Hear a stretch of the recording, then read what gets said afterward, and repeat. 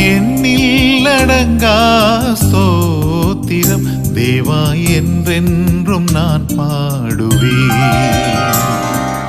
எண்ணில் அடங்கா ஸ்தோத்திரம் தேவா என்றென்றும் நான் பாடுவேன். இந்நாள் வரை என் வாழ்விலே, இந்நாள் வரை என் வாழ்விலே நீர் செய்த நன்மைக்கே ஆஹா எண்ணில் அடங்கா